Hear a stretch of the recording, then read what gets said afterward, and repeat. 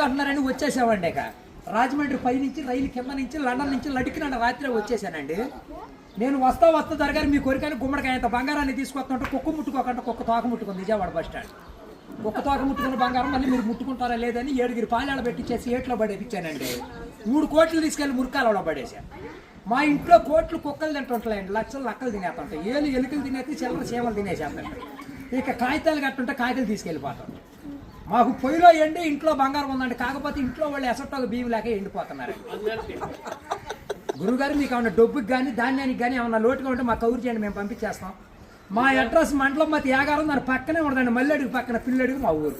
మల్లెడి దగ్గర పిల్లడి దానికి మా అడ్రస్కి సాయంకాలం ఉత్తరం రాసేసి పోస్ట్లో అయిపోకుండా పొయ్యిలో వేసేయండి. మీరు పరిగెత్తుకుంటూ వచ్చేసి పంటకాల ఒక 10ంటికి నుంచోండి, నేను 3ంటికి మురికాలలోకి అందించేస్తా డబ్బు. పగిలిపోయిన వాడి మీద వచ్చేస్తుంది 10 కోట్లు మరి డబ్బు. అక్కడ బుట్టతో తీసి తట్ట మీద ఆరబెట్టుకోండి. అబ్బో మేము చదువులో కాడ బాగా పాస్ అయ్యామండి. నేను చదువు సంకల వరకు చదివానండి, గుడుంతాలు గుండెలు దాకా వచ్చేసి పాఠాలు పాదాల వరకు వచ్చేస్తే ఇంగ్లీష్ ఈదులు అమ్మడ పరిగెట్టేసింది. చదువు ఎక్కువైపోయి అబ్బాయి గారి సంతకం పెడతాం మర్చిపోయాను. సోనియా గాంధీ గారి దగ్గరికి వెళ్ళి ఉద్యోగం అడిగానండి. రాత్రి రాజీవ్ గాంధీ గారు రాసిచ్చారు ఈ ఊళ్ళో ఉద్యోగం, ఎక్కడైతే సంతకాలు చేసే పని ఉండదు. ఈ ఊళ్ళో ఉద్యోగం రాసాక ఒక పని దొరికిందండి. ఈ మధ్యన ముసలి అంతా ఉండకూడదని పొద్దున్న మా డిపార్ట్మెంట్కి ఆర్డర్ వచ్చింది. ముసలి ఉన్న కాడి నుంచి అత్తగోడలు పోట్లాడుకుంటున్నారు. అత్తలు అడుగులో పడిపోతుంది, కోళ్ళు వచ్చి గొంతులో పడిపోతుంది, నాలుగు మంచం ఎక్కేస్తుంటే అల్లుడు అడుగు మీద కూర్చోండి. అందుకని ముసలి అందరిని తీసుకెళ్లి మెగాస్టార్ చిరంజీవి గారి దగ్గర చేర్పిస్తున్నాం.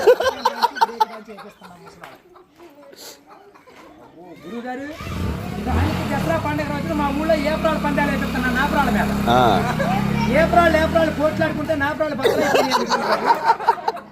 ఇప్పుడు సమరాత్రి గారు వెళ్ళి చౌన్ చేస్తుంటే, మునసూబ్ గారు వెళ్ళి ముడేస్తుంటే, కర్ణం గారు వెళ్ళి కాగితాలు రాస్తుంటే, ప్రెసిడెంట్ గారు వెళ్ళి పెళ్లి చేసేస్తున్నారు.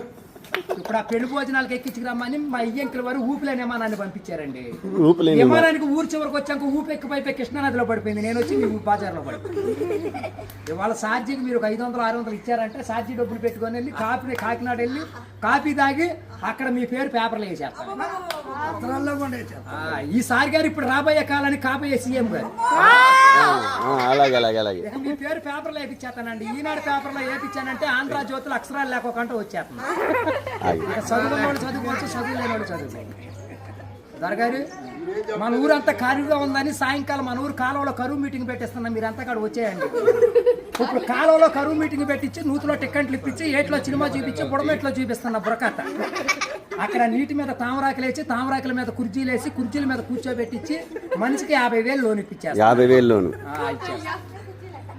దొరగారు ఇప్పుడు మాకు 7 అంతస్తుల మేడ, 25 పాడిగేదలు, 10 మంది పాలేళ్ళు, 7 దున్నపోతులు ఉంటాయండి మా ఇంట్లో.